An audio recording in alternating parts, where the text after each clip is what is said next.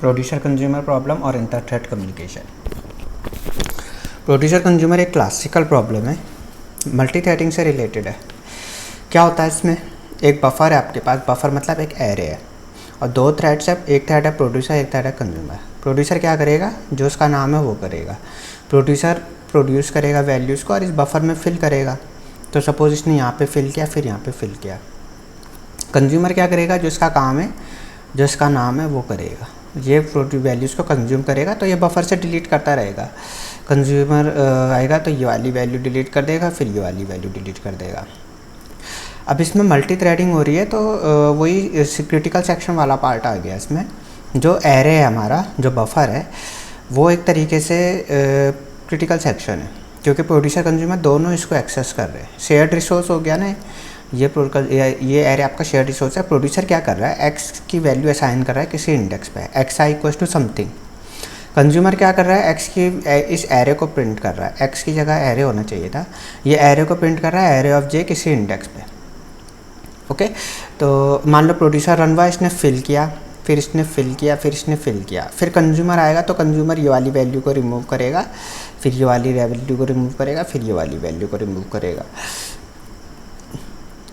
अब इसमें क्या इश्यू आ सकता है, मान लो इस सीक्वेंस में दोनों रन हुए, प्रोड्यूसर कंज्यूमर PPCC आ रहा है इसमें, तो PPCC कंज्यूमर प्रोड्यूसर। प्रोड्यूसर ने 2 बार रन हुआ तो प्रोड्यूसर ये वाली वैल्यू प्रोड्यूस इस यहाँ पे फिल कर देगा, फिर प्रोड्यूसर यहाँ पे फिल कर देगा। कंज्यूमर आएगा तो कंज्यूमर ने सपोज़ ये वाला रिमूव किया, फिर प्रोड्यूसर आएगा तो प्रोड्यूसर यहाँ पे फिल कर देगा, फिर कंज्यूमर 2 बार आएगा तो कंज्यूमर ने क्या किया, ये दोनों वैल्यूज़ को डिलीट कर दिया, फिर प्रोड्यूसर आएगा इसमें फिल कर देगा। अभी कोई दिक्कत नहीं आई है। दूसरी कंडीशन देखते हैं, मान लो प्रोड्यूसर रन हुआ बहुत ज़्यादा बार, ठीक है, यहाँ पे प्रोड्यूसर को बहुत ज़्यादा मौका मिल गया है। हमारा बफर का साइज़ है 4, इस बफर में 4 वैल्यूज़ आप स्टोर कर सकते हो। तो प्रोड्यूसर मान लो 6 बार रन हुआ है यहाँ पे, तो प्रोड्यूसर ने वैल्यू प्रोड्यूस की यहाँ पे 1 बार, 2 बार, 3 बार, 4 बार। उसके बाद क्या हो गया है कि बफर फुल हो गया है, तो अब प्रोड्यूसर को अलाउ नहीं होना चाहिए रन करना, ठीक है। प्रोड्यूसर एक बार में सिर्फ 4 बार रन होना चाहिए था, यहाँ पे 6 बार रन हो रहा है, तो ये ओवरफ्लो हो जाएगा, ये इश्यू आ रहा है, ठीक है, कि बफर ओवरफ्लो हो गया है। अब यहाँ पे मान लो कंज्यूमर को अलाउ करना चाहिए था इसके बाद, ठीक है, यहाँ पे प्रोड्यूसर को या तो सस्पेंड कर दो या ब्लॉक कर दो, कुछ ऐसा करना चाहिए था। और फिर यहाँ पे मान लो कंज्यूमर रन हो रहा है, तो कंज्यूमर क्या करेगा, इस वैल्यूज़ को बफर को डिलीट कर देगा। फिर जैसे कंज्यूमर ने बफर को डिलीट किया, फिर प्रोड्यूसर को अलाउ होना चाहिए, ठीक है। तो ये हमारा यही प्रॉब्लम है कि जब तक अगर, अब देखो कंज्यूमर का भी एग्जांपल ले लेते हैं। मान लो ये बफर भरा हुआ है, 1 2 3 4 वैल्यूज भरी है, और यहाँ पे कंज्यूमर आया, कंज्यूमर इतने बार आ गया CC, तो कंज्यूमर क्या करेगा, एक वैल्यू डिलीट करेगा, दूसरी बार में दूसरी, तीसरी बार में तीसरी, चौथी बार में चौथा। तो 4 बार कंज्यूमर रन हुआ, 1 2 3 4। अब बफर खाली हो गया है, अब कंज्यूमर कौन सी वैल्यू डिलीट करेगा, बफर तो खाली है ना, तो अंडरफ्लो की कंडीशन आ गई है। तो अगर ओवरफ्लो और अंडरफ्लो हमें मैनेज करना है, प्रोड्यूसर कंज्यूमर प्रॉब्लम में यही है कि अगर बफर फुल हो गया तो प्रोड्यूसर को ब्लॉक कर देना, बफर एम्प्टी हो गया तो कंज्यूमर को ब्लॉक कर देना। अब जो हमारा एग्जांपल है, अब अगर हम बफर साइज़ बड़ा लेते हैं, ठीक है, जैसे 4 बफर साइज़ हमने 4 लिया है, तो उसमें थोड़ा कोडिंग करना कॉम्प्लेक्स हो जाता है, उसमें पॉइंटर मेंटेन करने होते हैं। तो जो हम एग्जांपल लेंगे प्रोड्यूसर कंज्यूमर का, उसमें हम सिर्फ एक बफर साइज़ 1 लेंगे, मतलब मैं एरे नहीं ले रहा हूँ, सिर्फ एक वेरिएबल ले रहा हूँ x। प्रोड्यूसर क्या करेगा, इस वेरिएबल को वैल्यू असाइन करता रहेगा, कंज्यूमर क्या करेगा, इस वेरिएबल की वैल्यू प्रिंट करता रहेगा। ओके, अब हमारा क्या ऑब्जेक्टिव है, मान लो प्रोड्यूसर 1 to 100 इसकी वैल्यू असाइन कर रहा है और कंज्यूमर इसकी वैल्यू प्रिंट कर रहा है जो भी इसकी वैल्यू असाइन की है, ठीक है। हमारा ऑब्जेक्टिव क्या है कि करेक्ट सीक्वेंस आना चाहिए, जो भी वैल्यू इसकी असाइन हो चुकी है। तो सपोज़ मान लो ये PPCC ये रन हो रहा है इस सीक्वेंस में, प्रोड्यूसर 2 बार रन हुआ, फिर कंज्यूमर रन हुआ। अब क्या होगा, प्रोड्यूसर 1 बार रन हुआ तो उसने x की वैल्यू 1 असाइन कर दी, ठीक है। अब प्रोड्यूसर दूसरी बार रन हुआ तो उसने x की वैल्यू 2 असाइन कर दी। अब यहाँ पे कंज्यूमर क्या प्रिंट करेगा, जो x की लेटेस्ट वैल्यू है 2 वो प्रिंट करेगा। अब ये गलत हो गया है, ठीक है, क्योंकि कंज्यूमर को सारी वैल्यूज़ प्रिंट करनी है, जितनी वैल्यूज़ प्रोड्यूसर असाइन करता जा रहा है कंज्यूमर उतनी वैल्यूज़ प्रिंट करता रहेगा। तो सपोज़ प्रोड्यूसर ने इसकी वैल्यू 1 असाइन की तो कंज्यूमर 1 प्रिंट करेगा, फिर प्रोड्यूसर इसकी वैल्यू 2 असाइन करेगा तो कंज्यूमर 2 करेगा, फिर प्रोड्यूसर इसकी वैल्यू 3 असाइन करेगा, कंज्यूमर 3 करेगा। तो ये ऑर्डर हमारा होना चाहिए कि एक बार प्रोड्यूसर रन हो, फिर एक बार कंज्यूमर रन हो, फिर एक बार प्रोड्यूसर रन हो, फिर एक बार कंज्यूमर रन हो। तो अल्टरनेट ऑर्डर में होना चाहिए। वरना क्या होगा, अगर कंज्यूमर 2 बार रन हो गया, ठीक है, मान लो यहाँ पे एग्जांपल, प्रोड्यूसर ने एक बार वैल्यू प्रोड्यूस की, एक्स की वैल्यू असाइन करी 1, फिर कंज्यूमर क्या करेगा, कंज्यूमर एक्स की वैल्यू 1 प्रिंट कर देगा, ठीक है। फिर कंज्यूमर दूसरी बार 1, तो फिर से इसने 1 प्रिंट कर दिया, ये गलत हो गया है ना, इसने एक्स की वैल्यू 2 बार प्रिंट कर दी है। हम नहीं चाहते कि 2 बार प्रिंट करे, एक ही बार प्रिंट करना चाहिए था। यहाँ पे क्या हो रहा था, प्रोड्यूसर ने एक्स की वैल्यू 1 असाइन करी, फिर प्रोड्यूसर आया, एक्स की वैल्यू 2 असाइन कर दी, फिर कंज्यूमर आया तो कंज्यूमर ने एक्स की वैल्यू 1 प्रिंट नहीं कर पाया, है ना। क्यों नहीं प्रिंट कर पाया, क्योंकि प्रोड्यूसर 2 बार रन हो गया, ठीक है। तो करेक्ट सीक्वेंस क्या होगा, अभी हमारा बफर का साइज़ 1 है, तो करेक्ट सीक्वेंस क्या होगा, प्रोड्यूसर कंज्यूमर अल्टरनेट होने चाहिए। प्रोड्यूसर 1 रन करेगा, कंज्यूमर 1 प्रिंट करेगा, प्रोड्यूसर 2 असाइन करेगा, कंज्यूमर 2 प्रिंट करेगा, प्रोड्यूसर 3 असाइन करेगा, कंज्यूमर 3 असाइन। तो जब तक प्रोड्यूसर प्रोड्यूस नहीं कर लेता तब तक कंज्यूमर रन नहीं होगा, फिर जब तक कंज्यूमर उसको कंज्यूम नहीं कर लेता तब तक प्रोड्यूसर रन नहीं होगा। करेक्ट सीक्वेंस ये होना चाहिए, ठीक है। तो प्रोड्यूसर 2 बार रन हो गया तो वो गलत हो जाएगा, क्योंकि कंज्यूमर की एक वैल्यू मिस हो जाएगी ना। प्रोड्यूसर ने 1 असाइन किया, फिर प्रोड्यूसर ने 2 असाइन किया, तो कंज्यूमर क्या करेगा, ये 2 प्रिंट कर देगा, कंज्यूमर 1 प्रिंट ही नहीं कर पाया, तो ये सीक्वेंस गलत है, ठीक है। ऐसे मान लो PCC, कंज्यूमर 2 बार रन हो गया, तो प्रोड्यूसर ने 1 एक्स की वैल्यू 1 असाइन करी, कंज्यूमर 2 प्रिंट करेगा, फिर नेक्स्ट टाइम फिर से 2 प्रिंट कर देगा, तो कंज्यूमर ने सेम वैल्यू 2 बार प्रिंट कर दिया, ये भी गलत हो गया। अब इसका हमारा कैसा इम्प्लीमेंटेशन रहेगा, हमें एक सिंपल वही तीन अलग अलग तरीके से क्लास बनाएंगे। एक क्लास है कि हमारी टास्क, हमेशा की तरह इस टास्क क्लास में एक वेरिएबल होगा x, जो हमारा बफर की तरह एक्ट करेगा। इसमें 2 फंक्शन है, एक प्रोड्यूस फंक्शन है, एक कंज्यूम फंक्शन है।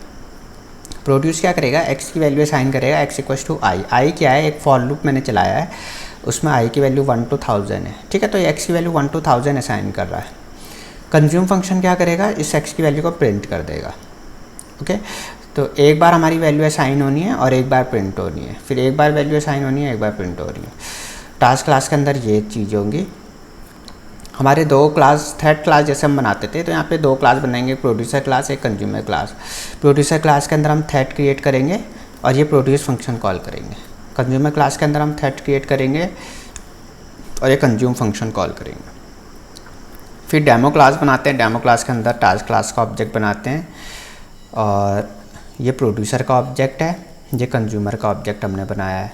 प्रोड्यूसर के ऑब्जेक्ट दोनों में हमने टास्क क्लास का ऑब्जेक्ट पास कर देते हैं हमेशा की तरह। दोनों हो गया। अब प्रोड्यूसर ये वाला फंक्शन कॉल करता रहेगा, कंज्यूमर ये वाला फंक्शन कॉल करता रहेगा, ठीक है। तो ये थ्रेड सिंक्रोनाइजेशन से थोड़ा एडवांस वर्जन है। इसमें हमें वो भी देखना है ऑर्डर, किस ऑर्डर में रन हो रहे हैं। तो producer consumer, producer consumer, producer consumer, इस ऑर्डर में रन होना चाहिए। अगर हम ये नहीं करेंगे ऑर्डरिंग, तो ऑपरेटिंग सिस्टम रैंडम ऑर्डर में प्रिंट कर देता है ना, दोनों को प्रोड्यूसर कंज्यूमर कंज्यूमर PPCC कुछ भी ऑर्डर में वो रन करता है। तो हमें ऑर्डर भी वो करना है। कैसे करेंगे, ये इसमें हमें थ्रेड सिंक्रोनाइजेशन के साथ ऑर्डरिंग भी करनी है। तो हमें कैसे करेंगे, सपोज़ हमारा एक प्रोड्यूसर थ्रेड है, एक कंज्यूमर थ्रेड है, ये हमारा क्रिटिकल सेक्शन है। क्रिटिकल सेक्शन से पहले हम क्या करते हैं, एक लॉक लगा देते हैं। तो हम सिंक्रोनाइज कीवर्ड का यूज़ करेंगे, एक लॉक लग जाएगा। अब मान लो प्रोड्यूसर पहले आया, तो प्रोड्यूसर लॉक एक्वायर करेगा, इस क्रिटिकल सेक्शन के अंदर आ जाएगा। फिर यहाँ पे एक हम टर्न वेरिएबल यूज़ करेंगे। टर्न वेरिएबल में क्या होगा कि अगर ये टर्न वेरिएबल की वैल्यू 2 हो सकती है, या तो P हो सकती है या इसकी वैल्यू C हो सकती है, ठीक है। अगर टर्न वेरिएबल की वैल्यू P है, मतलब प्रोड्यूसर की टर्न है अगर, तो प्रोड्यूस वाला फंक्शन रन होगा। तो प्रोड्यूसर रन होगा, अपना फंक्शन रन करेगा, ठीक है। एक बार रन हो गया हो, उसके बाद वो क्या करेगा, नीचे टर्न वेरिएबल की वैल्यू चेंज कर देगा, वो टर्न को चेंज कर देगा। तो इसका मतलब अब कंज्यूमर की टर्न आ गई है, फिर वो लॉक रिलीज़ कर देगा। तो ये क्या हो रहा है कि प्रोड्यूसर और कंज्यूमर यही वाला पूरा पार्ट जो है बार बार कंटिन्यूसली रन करते रहेंगे, ठीक है। दोनों थ्रेड यही वाला कोड रन कर रहे हैं। अब जैसे उसने लॉक रिलीज़ किया प्रोड्यूसर ने, प्रोड्यूसर फिर से यहाँ जाएगा। नेक्स्ट टाइम सपोज प्रोड्यूसर आया, प्रोड्यूसर ने लॉक एक्वायर किया, ठीक है। मान लो ये वाला सीक्वेंस मैं रन कर रहा हूँ कि प्रोड्यूसर 2 बार आया, ठीक है। तो पहली बार आया तो लॉक एक्वायर करेगा, वो टर्न चेक करेगा, तो पहली बात तो प्रोड्यूसर की टर्न होनी चाहिए। फिर वो प्रोड्यूस फंक्शन कॉल करके टर्न चेंज कर देगा, फिर लॉक रिलीज़ कर देगा। मान लो फिर से प्रोड्यूसर आया, प्रोड्यूसर फिर से लॉक एक्वायर करेगा और टर्न चेक करेगा। अब लेकिन इस बार प्रोड्यूसर की टर्न नहीं थी, इस बार टर्न चेंज हो गई थी लास्ट टाइम पे। अब कंज्यूमर की टर्न आ गई है, तो प्रोड्यूसर क्या करेगा, वेट करेगा यहाँ पे। अब प्रोड्यूसर रन नहीं होगा, ठीक है। तो प्रोड्यूसर रन नहीं होगा तो दूसरी बार में प्रोड्यूसर रन नहीं होगा, वो वेट में उसको वेट करा देंगे। अब मान लो कंज्यूमर आ जाता है, कंज्यूमर क्या करेगा, लॉक एक्वायर करेगा, वो टर्न चेक करेगा, हाँ कंज्यूमर की टर्न है, तो कंज्यूमर अपना कंज्यूम फंक्शन कॉल करेगा और टर्न चेंज कर लेगा, ठीक है। टर्न चेंज कर लेगा तो अब किसकी टर्न आ जाएगी, प्रोड्यूसर की टर्न आ जाएगी। फिर वो लॉक रिलीज़ कर देगा। नेक्स्ट टाइम मान लो फिर से कंज्यूमर रन करने की कोशिश करेगा, फिर क्या होगा, लॉक एक्वायर करेगा, टर्न चेक करेगा, तो टर्न वो चेंज कर चुका था कंज्यूमर की, ठीक है। अब वो कंज्यूमर रन नहीं होगा, प्रोड्यूसर रन होगा। तो यहाँ पे कंज्यूमर वेटिंग करेगा, ठीक है। कब तक वेट करेगा, जब तक प्रोड्यूसर रन होके टर्न चेंज नहीं कर लेता है, ठीक है। तो दोनों यही पार्ट रन कर रहे हैं और टर्न चेंज करते जा रहे हैं। प्रोड्यूसर एक बार रन होके टर्न चेंज कर लेगा, कंज्यूमर को दे देगा। कंज्यूमर एक बार रन होके टर्न चेंज करेगा, प्रोड्यूसर को दे देगा, ठीक है। तो ये टर्न लगाने से क्या हो रहा है कि प्रोड्यूसर एक ही बार रन हो पाएगा, फिर कंज्यूमर एक बार रन हो पाएगा, फिर प्रोड्यूसर एक बार रन हो पाएगा, कंज्यूमर एक बार रन हो पाएगा। तो इस तरीके से हमारा सीक्वेंस ऑर्डरिंग भी वो करेक्ट हो गई है, प्रोड्यूसर कंज्यूमर। अब यहाँ पे एक दिक्कत आ सकती है डेडलॉक की। कैसे, मान लो प्रोड्यूसर रन हो रहा है, प्रोड्यूसर ने लॉक एक्वायर किया, पहली बार प्रोड्यूसर आया, लॉक एक्वायर किया, उसके बाद प्रोड्यूसर एक बार रन होगा, ये पूरा सीक्वेंस यहाँ से पूरा नीचे आ जाएगा प्रोड्यूसर रन होके, ठीक है। फिर वो टर्न चेंज कर देगा, कंज्यूमर की टर्न हो जाएगी। नेक्स्ट टाइम पे मान लो प्रोड्यूसर फिर से आया, तो प्रोड्यूसर फिर से आने के बाद लॉक एक्वायर करेगा। अब वो प्रोड्यूसर की टर्न नहीं थी, ठीक है, वो टर्न चेंज कर चुका था लास्ट टाइम पे, तो वो यहाँ पे वेट करेगा प्रोड्यूसर, ठीक है। लॉक एक्वायर करने के बाद प्रोड्यूसर यहाँ पे आ गया, इसका कलर मैं चेंज कर लेता हूँ। तो प्रोड्यूसर ने लॉक एक्वायर करके यहाँ पे आ गया। अब क्या होगा, अब वो वेट कर रहा है टर्न चेंज होने का। टर्न कब चेंज होगी, जब कंज्यूमर आएगा और कंज्यूमर टर्न को चेंज करेगा, तब प्रोड्यूसर की टर्न आएगी। प्रोड्यूसर यहाँ पे वेट कर रहा है। अब सपोज कंज्यूमर आया, तो कंज्यूमर अब लॉक का वेट करेगा। क्यों, क्योंकि लास्ट टाइम पे जब प्रोड्यूसर आया था तो प्रोड्यूसर ने लॉक एक्वायर किया था, अब वो प्रोड्यूसर यहाँ पे वेट कर रहा है, ठीक है। और जब कंज्यूमर आएगा तो कंज्यूमर क्या कर रहा है, कंज्यूमर उस लॉक का वेट करेगा, लेकिन लॉक तो प्रोड्यूसर के पास है। अब प्रोड्यूसर क्या कर रहा है, यहाँ पे कंज्यूमर का वेट कर रहा है। ये टर्न चेंज कब होगी, प्रोड्यूसर की टर्न कब आएगी, जब कंज्यूमर रन होगा, है ना। तो प्रोड्यूसर कंज्यूमर का वेट कर रहा है और कंज्यूमर यहाँ पे प्रोड्यूसर का वेट कर रहा है, क्योंकि लॉक प्रोड्यूसर के पास है। तो ये दोनों एक दूसरे का वेट करते रह जाएंगे, आपका डेडलॉक हो जाएगा। ये एक और कॉन्सेप्ट होता है डेडलॉक, ठीक है। तो यहाँ पे आपका प्रोग्राम डेडलॉक हो जाएगा। इसमें क्या आउटपुट आएगा, इसमें एक बार प्रोड्यूसर रन होगा, तो एक बार प्रोड्यूसर रन होने के बाद आपका प्रोग्राम स्टॉप हो जाएगा डेडलॉक में, ठीक है। अब इस कंडीशन को कैसे रिजॉल्व करना है, हम thread synchronisation, inter thread communication का यूज़ करेंगे, ठीक है।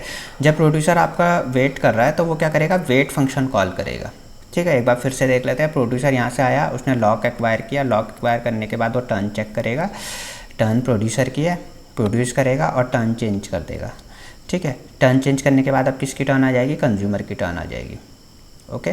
फिर प्रोड्यूसर फिर से आया, उसने लॉक एक्वायर किया, लॉक एक्वायर करने के बाद वो टर्न चेक करेगा, तो कंज्यूमर की टर्न थी। इस बार हम उसको वेट नहीं कराएंगे, इस बार हम ये वेट फंक्शन कॉल कराएंगे। तो वेट फंक्शन कॉल करने से क्या होगा, ये प्रोड्यूसर यहाँ पे लॉक को रिलीज़ करके स्लीप में चला जाएगा, रिलीज एंड स्लीप, ठीक है। ये फंक्शन होता है रिलीज एंड स्लीप। इंटरथ्रेड कम्युनिकेशन के लिए दो फंक्शन का यूज़ किया जाता है। तो एक फंक्शन वेट होता है, तो प्रोड्यूसर लॉक को रिलीज़ करके स्लीप में चला जाएगा, ठीक है। लॉक रिलीज़ कर चुका है तो अब कंज्यूमर लॉक एक्वायर कर सकता है, अब डेड लॉक नहीं लगेगा। जब कंज्यूमर आएगा तो वो लॉक एक्वायर करेगा, लॉक एक्वायर करने के बाद वो टर्न चेक करेगा, कंज्यूमर की टर्न थी, कंज्यूमर आगे बढ़ जाएगा, आगे बढ़ने के बाद वो क्या करेगा, टर्न चेंज कर देगा और यहाँ पे नोटिफाई फंक्शन कॉल करेगा। नोटिफाई फंक्शन से कॉल करने से क्या होगा, जो प्रोड्यूसर स्लीप हो गया था वो प्रोड्यूसर को वेकअप कर देगा, ठीक है। तो कंज्यूमर क्या कर रहा है, प्रोड्यूसर को वेक कर दे रहा है, और प्रोड्यूसर क्या कर रहा है, कंज्यूमर को वेक कर देगा। तो दोनों एक दूसरे को इन्फॉर्म करते रहेंगे वेट और नोटिफाई फंक्शन के थ्रू, यहाँ पे हमने वेट और नोटिफाई फंक्शन का यूज़ किया है, तो इससे हमें पता चल जा रहा है कि किसको वेक करना है कि कब स्लीप होना है। तो यहाँ पे प्रोड्यूसर आएगा, प्रोड्यूसर क्या होगा, यहाँ पे लॉक रिलीज़ करके स्लीप में चला जाएगा। अब मान लो कंज्यूमर आया, कंज्यूमर रन होगा, रन होने के बाद जैसे कंज्यूमर ने एक बार कंज्यूम कर लिया तो वो नोटिफाई फंक्शन कॉल करेगा। नोटिफाई फंक्शन कॉल होने से क्या होगा, ये प्रोड्यूसर आपका वेक हो जाएगा, ठीक है, प्रोड्यूसर रिज्यूम हो जाएगा, फिर वो आगे रन करेगा। तो इस तरीके से इंटर थ्रेड कम्युनिकेशन क्यों कह रहे हैं कि नोटिफाई करने से हम प्रोड्यूसर को रिज्यूम कर रहे हैं, और यहाँ पे हम वेट करने से क्या हो रहा है, वेट करने से आप स्लीप हो जा रहे हो। ओके, ये हमारा इसका एक्सप्लेनेशन है कि कैसे प्रोड्यूसर कंज्यूमर को हमने इम्प्लीमेंट किया। इसका कोड देख लेते हैं फटाफट से। यहाँ पे हम आ गए हैं, क्या किया हमने, सबसे पहले एक हम टास्क क्लास बनाते हैं, सबसे ऊपर है, यहाँ पे हम एक टास्क क्लास बनाते हैं। तो मैंने यहाँ पे क्यू नाम की क्लास बनाई है, क्लास क्यू, ठीक है। अब इसके अंदर एक वेरिएबल आपने रखा है एक्स, तो ये हमारा बफर है जो दोनों प्रोड्यूसर कंज्यूमर शेयर करेंगे। इसके अंदर एक वेरिएबल रखा है टर्न, तो टर्न क्या होगा कि चेक करेंगे किसकी टर्न है, प्रोड्यूसर की टर्न है, कंज्यूमर की टर्न है। तो कंस्ट्रक्टर के अंदर मैंने टर्न को पी से इनिशियलाइज़ किया है। सबसे पहले जब थ्रेड स्टार्ट होगा तो सबसे पहले प्रोड्यूसर की टर्न आनी चाहिए। फिर एक सेट फंक्शन कॉल किया है, ये सेट फंक्शन हमारा प्रोड्यूस का फंक्शन है, प्रोड्यूसर का फंक्शन है, तो ये सेट फंक्शन का नाम प्रोड्यूस भी रख सकते हैं। इसके अंदर हम सबसे पहले क्या करना है, हमें चेक करना है कि किसकी टर्न है। अगर कंज्यूमर की टर्न है तो हम वेट फंक्शन कॉल कर देंगे। वेट फंक्शन कॉल होने से क्या होगा, प्रोड्यूसर हमारा स्लीप हो जाएगा। और ये इंटरप्टेड एक्सेप्शन आपको इसके नीचे लिखना होता है क्योंकि ये चेक्ड एक्सेप्शन है। फिर इसके अंदर हमने एक्स की वैल्यू असाइन कर दी है, एक्स इक्वल्स टू आई। आई क्या आपका एक फॉर लूप से आ रहा है, जो हम आगे देखेंगे। एक फॉर लूप चलाया हमने, वहाँ से एक्स की वैल्यू आई आती जा रही है, तो वो फॉर लूप 1 to 1000 हमने चलाया है, तो एक्स की वैल्यू सेट होते रहेगी 1 to 1000।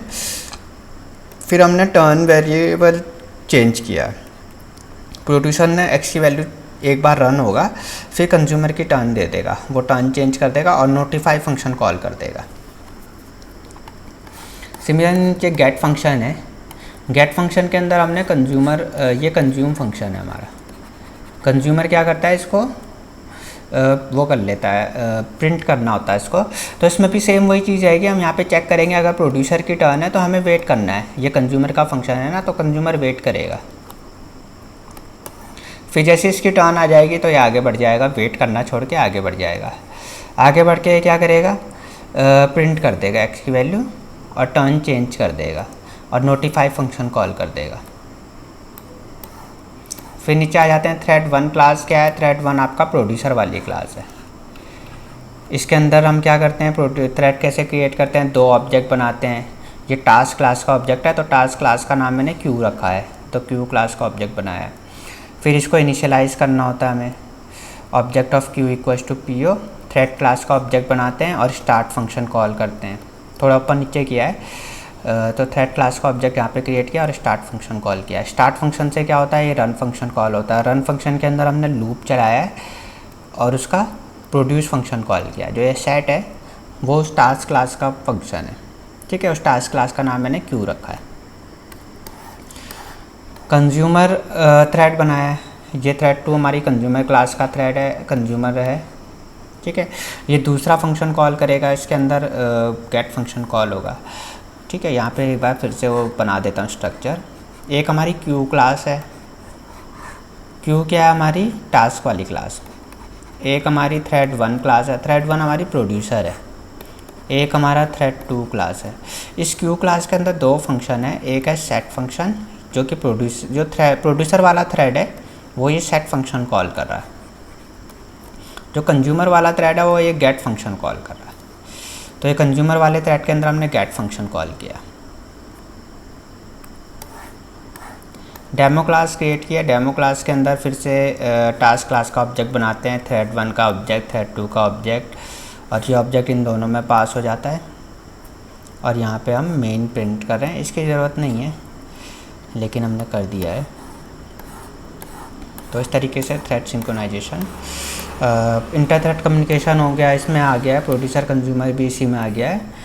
और डेडलॉक भी इसी में आ गया।